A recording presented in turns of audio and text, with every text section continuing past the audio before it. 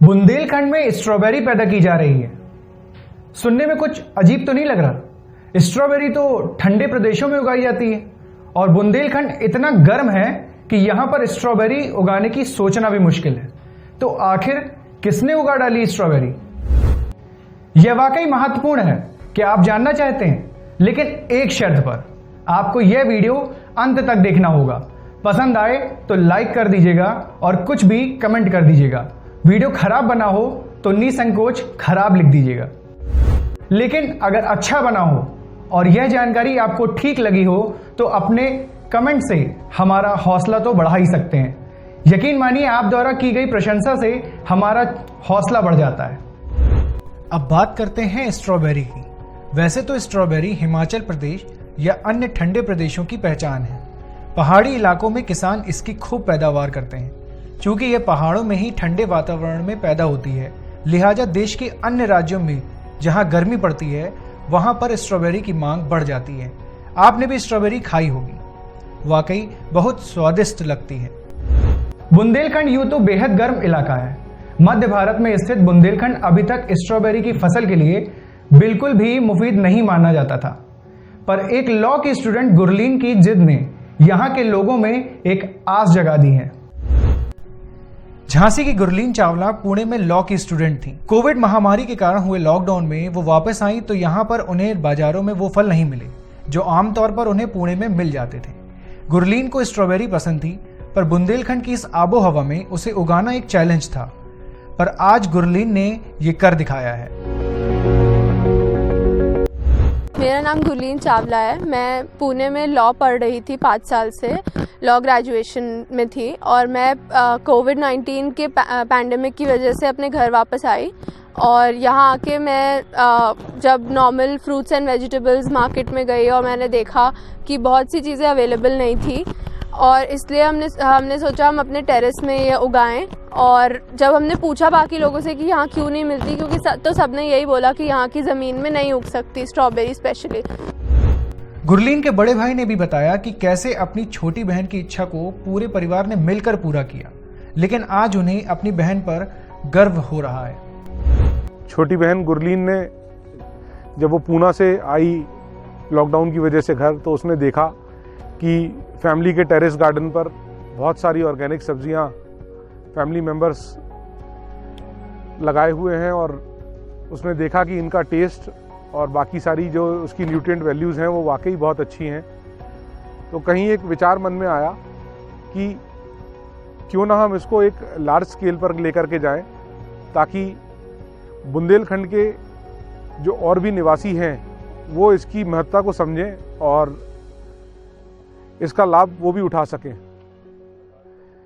छोटी बहन की जिद थी, घर की लाडली है, तो सभी लोगों ने मिलकर के उसकी जिद को पूरा किया और एक एक्सपेरिमेंट के तौर पर हमने अपने इस फार्म में तरह तरह की ऑर्गेनिक वेजिटेबल्स और फ्रूट्स लगाए, जिसमें सबसे पहली क्रॉप आज हमारे पास जो स्ट्रॉबेरी के रूप में सामने है। ये बिल्कुल बुंदेलखंड की धरती के लिए एक अचंभा ही है कि इतने अच्छी साइज़ की, इतनी बढ़िया वैरायटी, इतनी बढ़िया क्वालिटी की स्ट्रॉबेरी जो है वो निकल करके आई। और इस बात को कहने में कहीं भी कोई दो राय नहीं है कि ये फ्रूट या ये फसल बुंदेलखंड के परेशान जो किसान हैं, जो बदहाल किसान हैं, उनकी आगे आने वाली समस्याओं को बहुत हद तक दूर कर सकती है। आज गुरलीन पूरे देश के लिए एक आइकन बन चुकी हैं।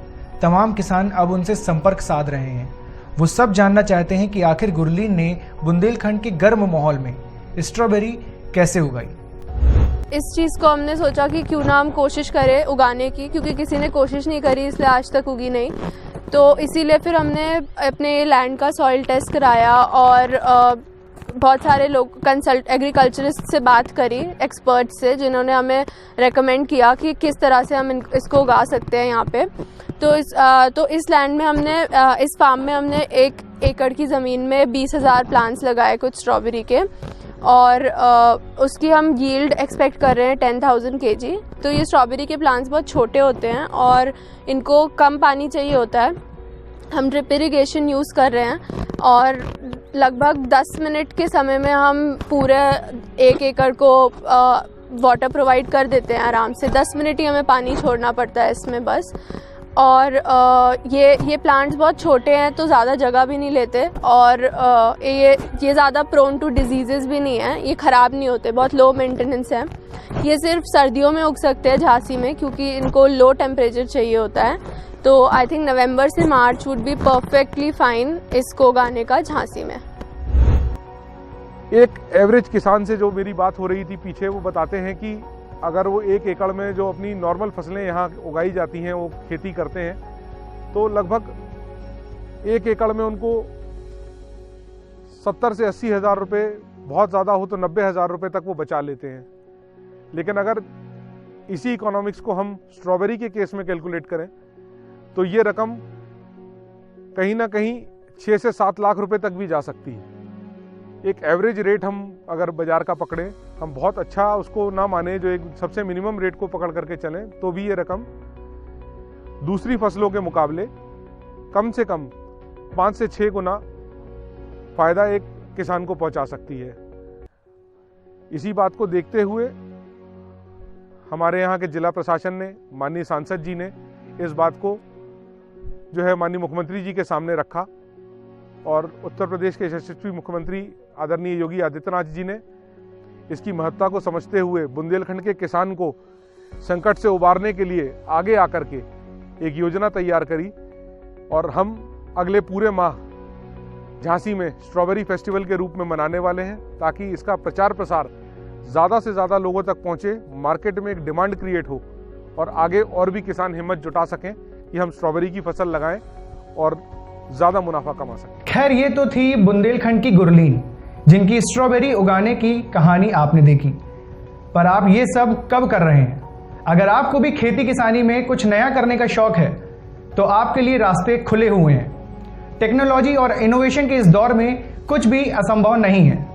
सब कुछ बदल रहा है, तो खेती के तौर तरीके क्यों नहीं? अगर ये खबर आपको अच्छी लगी हो तो इसे लाइक और शेयर जरूर कीजिएगा, या फिर कोई सुझाव हो तो नीचे कमेंट बॉक्स पर कमेंट भी करिए।